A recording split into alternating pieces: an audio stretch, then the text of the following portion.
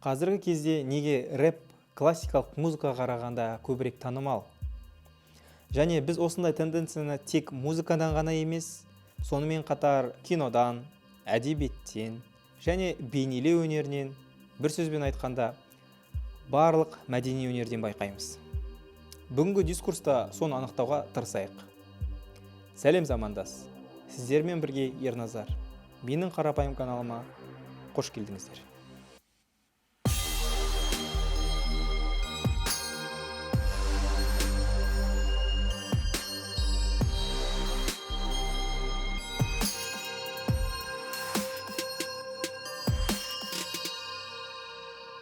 Менің назарымды аударатын бірінші нәрсе бұл данышпандылық.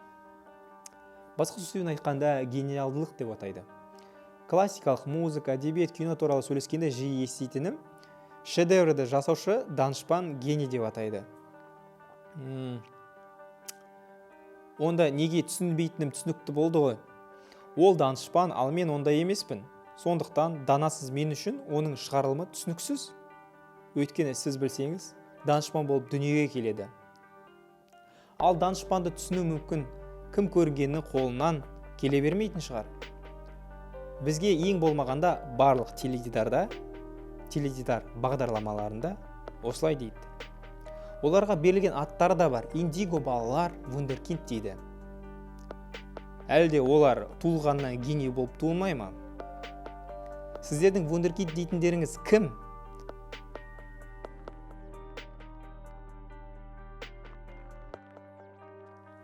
Яғни анықтама бойынша вундеркинд дегеніміз ол дарынды бала.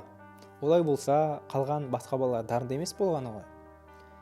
Мұнда зерттеушілер арасында адамның дамуына не маңызды, гендер ма немесе қоршаған орта ма деген пікірталаста әлде жүргізіліп жатқан туралы айта кеткен жөн. Яғни іс жүзінде адам данышпан болып туылады ма, әлде дамиды ма? Дегенмен зерттеушілердің басым көпшілігі гендер сөзсіз рөл атқарады, бірақ болашақ тәрбие мен қоршаған орта тұлғаға өте қатты әсер етеді дейді. Мұнда әрине сіз генетикалық жолмен берілетін әртүрлі аурулар туралы айтпайсыз. Бірақ егер қоршаған орта гендерден күшті болса, онда Моцарт 5 жасында қалай шағын пьесалар жазды? Бұл нағыз қабілет қой. Әлде олай емес пе? Сіздің алдыңызда 3 әйел тұр. Сіздің ойыңызша оларды не біріктіреді? Шахмат. Сьюзан Грайсмейстер және халықаралық шахмат шебері атағына ие. 96 мен 99 жылдардағы шахматтың әлем чемпионы. София да Грайсмейстер. 14 жасқа дейінгі ұлдар арасында әлем чемпионы. Ол қыз бола тұра, ер балалардың арасында жарысқа қатысып чемпион болған. Джудит та Грайсмейстер. Сондай-ақ жедел шахматтан халықаралық шебер Карпов пен Гарри Каспаров сияқты шахматшыларды жеңген. Супер Грайсмейстер деңгейіне жеткен жалғыз әйел. Неге мен олардың барлығын өз аттарымен атап отырмын деген шығарсыз? Өйткені егер мен олардың тегін айтатын болсам, сіз олардың апалы-сіңлілі екенін бірден түсінер едіңіз. Мүмкін олардың әкелері де керемет грайсмейстер болған шығар? Сондықтан қанмен берілген болар? Әрине жоқ. Олардың әкесі Ласло Полгар алдымен дәнекерлеуші болып жұмыс істеген, содан кейін мұғалім болып пенсияға дейін жұмыс атқарған болатын. Педагогика мен психология туралы кітаптарды оқи отырып, ол талант туа бітер ме деп ойлайды. Кейбір композиторлардың, соның ішінде Моцарттың өмір баяндарын зерттей келе, Моцарт данышпан болып туылмаған деген қорытындыға келеді. Өйткені оның барлық данышпандығының артында Вольфгангтың, оның әкесінің орасан зор еңбегі тұрғанын түсінеді. Вольфганг Амадей Моцарт скрипкашы мен композитордың отбасында дүниеге келген. Кішкентай кезінен әкесінің музыка ойнайтынын естіп, ол әкесінің артынан жай ғана қайталап жүрді. Содан кейін әкесі 3 жастағы Моцартты оқытып бастағаннан кейін Моцарт күн-түн демей тәжірибеленумен болған. Содан Ласло өз балаларын да осылай дайындауға шешім қабылдайды. Әрине музыкамен емес, шахматпен. Сіз оның экспериментінің нәтижесін білесіз. Бұндай үлгілер көптеген адамдардың белгілі бір кәсібіндегі сәттіліктің артында титаникалық жұмыс жатыр. Мыңдаған сағаттық жаттығулар. Бұған қоса Полгардың қыздары бірнеше тілдер еркін сөйлейді екен. менің тілдерге деген талантым жоқ, мен тілдерді білмеймін деген фразаларды көп естігенмін. Адамның тілдерге деген таланты, қабілеті жоқ, бірақ сонымен бірге ол маған мұның бәрін таза қазақ тіліне түсіндіріп отыр. Мүмкін сізде сау адамдар сияқты тілдің қабілеті бар шығар? Сұрақ қабілет туралы емес қой, оқу туралы ғой. Егер сіз Англияда өскен болсаңыз, сіз ағылшынша сөйлейтін едіңіз. Французда, француз тілінде. Ал ата-анаңыз әртүрлі тілде сөйлейтін отбасыда дүниеге келсеңіз, сіз екі тілде сөйлей алар едіңіз. Бізге алысқа барудың қажеті жоқ. Қазақстанда әрқайсымыз қазақ және орыс тілінде оңайлықпен сөйлесеміз. Тиісті дайындық пен тәжірибенің жеткілікті мөлшерімен және оқудағы маңызды мотивациямен сіз жаңа тілді меңгере аласыз. Мен 6 ай курсқа қатыстым, үйрене алмадым. Бәрі аздап сөйлесіп бастаса да менің қолымнан келмеді. Менде талант жоқ деп ызыңдай беретін адамдардың бәрі. Бұл дегеніміз ол жарты жыл бойы сабаққа барған, жай ғана отырған, содан кейін үйге қайтып өз шаруаларымен болған шығар. Ал осы уақытта қалғандары өз тілімен жұмыс істеген, қайталап оларды автоматизмге әкелумен болған. Айтпақшы, тілді үйрену деменцияның алдын алады. Тек естің бұзылуының алғашқы белгілерін байқағанда емес, мүмкіндігінше ертерек бастағаныңыз дұрыс. Бірақ егер осылардың бәрін дамытып тәрбиелеуге болатын болса, онда бұл жоғары өнерді түсіну үшін данышпан болып туу қажет емес екендігін білдіре ме? Иә, әрине солай. Міне енді сіз шабыттанып, енді бәрі түсінікті болды ғой деп, Малевичтің қара квадраты басқаша болып көрінеді деген үмітпен галереяға барасыз. Бірақ жоқ, әлі де сол қара квадрат. Сонымен басты сұраққа қайта оралсақ, неге біреу Валькирийдің ұшуын тыңдайды, ал біреу Киса-Сладкий мен Бонаны тыңдайды? Неге біреу қара квадратқа ұзақ уақыт қарайды, ал екінші сол картинаға қарап тұрған адамды жынды ма деп ойлайды? Әрине, данышпандық қажет емес, бірақ түсіну үшін білім керек. Мұны түсіну үшін алдымен мәдениеттің тармақтарға бөлінуі жайлы айтып өту керек. Кич мәдениеті мәдениеттің ең төмен деңгейі. Осы типке жататын бүкіл мәдениет өте танымал. Өйткені ол мүмкіндігінше қарапайым және оны түсіну үшін ешқандай білім қажет емес. Мит мәдениет белгілі бір негізгі ұғымдарды қажет етеді. Мит мәдениетті түсіну үшін мектептік білім жеткілікті. Арт мәдениет немесе элиталық мәдениет. Бұл тақырыпты терең білуді қажет ететін мәдениет түрі. Түсінікті болу үшін мысал келтірейін. Біздің арнада тарихқа әуес адамдар көп болғандықтан мен тарихи әдебиеттерден мысал келтірейін. Ғылыммен байланысты емес және негізінен автордың қиялының жемісі типіндегі кез келген тарихи әдебиет кич мәдениетіне жатады. Сонымен бірге ол өте танымал, супер танымал болып келеді. Мит мәдениетке студенттің оқулықтары жатқызуға болады. Жалпы ұзақ уақытты қамтитын тарихты баяндайтын бір томдық басылымдар. Мысалы, бір кітапта бүкіл Қазақстан тарихы. Егер қандай да бір тарихи терминдер берілсе, автор түсініктемелер береді астында. Арт мәдениетке хронологиялық кезеңді, тіпті бір оқиғаны немесе бір адамды қарастыратын монографиялар жазады. Жұмыста автор терминологияны ешқандай түсіндірусіз қолданады. Ал қысқартулар декодтаусыз қолданылады. Немесе оқырманға бұл адамның кім болғанын және қандай қызмет атқарғанын түсіндірмей, тарихи тұлғалардың есімдерін жазады. Яғни автор сіз мұның бәрін білесіз деген оймен жазады. Егер музыка туралы айтатын болсақ, онда кич мәдениеті бұл скриптонит немесе 91.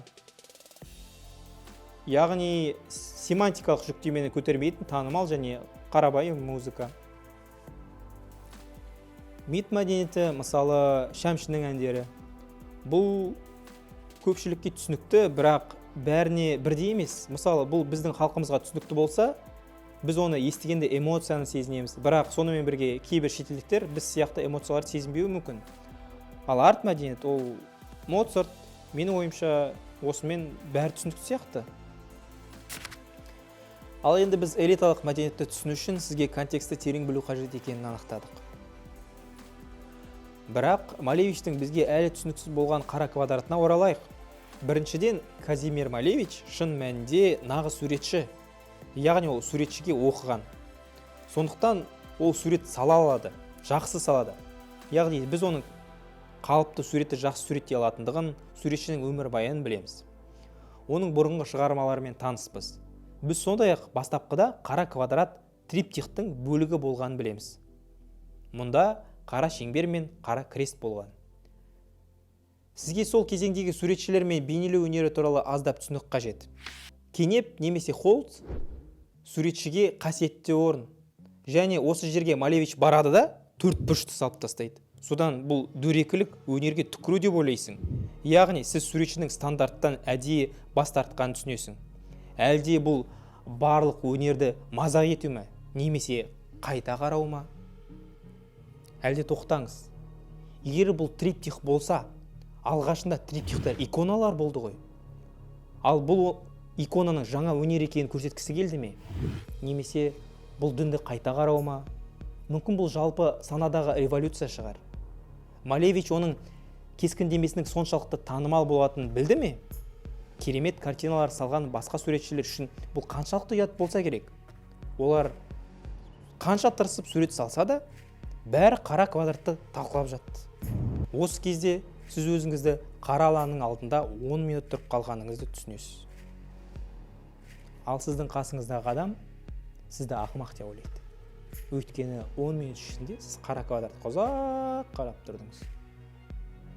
Көріп отырғаныңыздай, бұл суретке мен берген контекст болды. Сондықтан өнерді түсіну үшін дәл осы контекстті білу керек. Ол үшін оқып, зерттеу қажет. Неліктен көпшілік элита мәдениетін түсінбейді? Біріншіден, бұл баланың тәрбие көрмегендігі. Жаңа материалды қабылдауға дайын болғандағы қалыпты білімнің жоқтығы. Мысалы, тілді үйрену 5 жасқа дейін басталу керек. Егер сіз біздің ата-аналарымыздың баланы қалай тәрбиелеп жатқанын көрсеңіз, ана мәшинені қара, деп, яғни олар баламен ақыл есі кем сияқты сөйлеседі. Мұндай нәрселер болашақта әсерін тигізеді ғой балаға. Немесе, мысалы, көптеген ата-аналар балаларының кітап оқымайтындығына шағымданады. Бірақ әдетте бұл ата-аналар өздері де кітап оқымайды. Олар жұмыстан келіп теледидар қарайды. Бала ата-ана өмірдің моделін қабылдайды да, ол да теледидар қарайды. Содан ол неге ата-анасы оған оқымайтындығы үшін айқалайтынын түсінбейді. Өйткені олар өздері де оқымайды ғой. Тәрбиеден бөлек білім беру жүйесінде де проблемалар бар. Соңғы ұрпақ 2000 жылдан кейін туылғандар мүмкін менің ұрпағымда 20 ғасыр ауруымен ауырады. Клипті ойлау деп аталады. Яғни олар дайын кейіптерді, дайын ақпаратты көруге дағдыланған. Олар мақалалардан гөрі интернеттегі видеоны жақсы көреді. Өйткені олар үшін бұл оңайырақ, оларға ақпаратты алуды үйретпеген. Тіпті интернетті қалай қолдануды білмейді. Егер мектепте олардан қандай да бір тақырыпты эссе жазу сұраса, онда олар интернетте ғылыми ресурстардың саны өте көп болса да, Википедиядан немесе Гуглдан бірінші сілтемені көшіре салады. Оларға ақпарат іздеуге үйретуге болады. Бірақ біз олардың миын одан сайын шірітудеміз. Мұның бәрі балалардың оқығысы келмейтіндігімен аяқталады.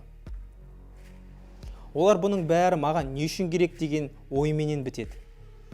Біз балаларды жаңа материалды білуге, оқуға ынталандыруымыз керек. Егер олар оқуға қызығушылық танытса, олар толық дамыған болады ғой. Мен математиканы түсінбеймін, мен гуманитариймін деген сылтаулардың бәрі жойылады. Математикалық қабілетке жауап беретін мидың бөлігі, сіз білсеңіз, тілдерді үйренуге жауап беретін бөлікпен бірдей, бір жерде орналасқан. Сондықтан егер сіз гуманитарий ретінде бір тілді жетік білсеңіз, сізге математикамен де оңай үйренуге болады. Гуманитарий, технарий болып дүниеге келмейді. Бұл таза сыртқы ортаның әсері. Сіз математиканы немесе басқа пәнді ұнатпайтыныздардың себебі, мектепте осы пәннен жиіркенішті мұғалім сізге сабақ берген. Сондықтан сіз осы пәнді ұнатпайсыз.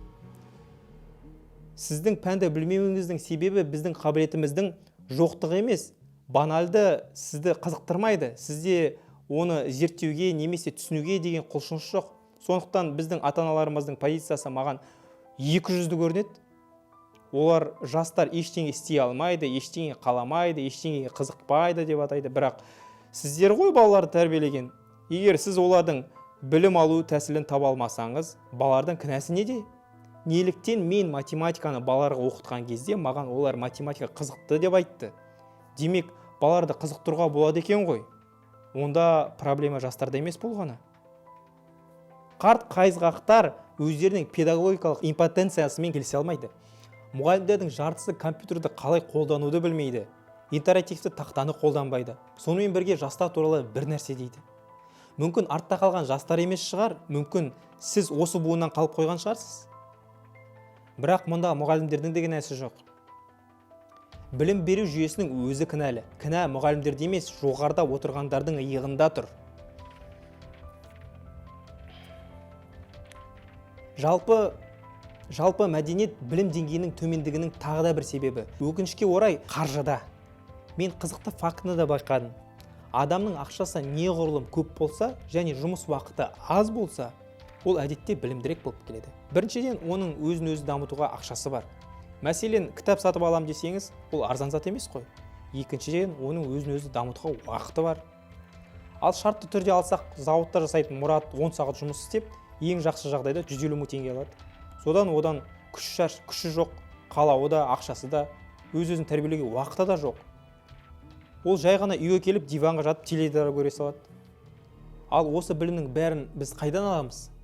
Менің ойымша, балаларды әртүрлі энциклопедиялармен қызықтыру керек.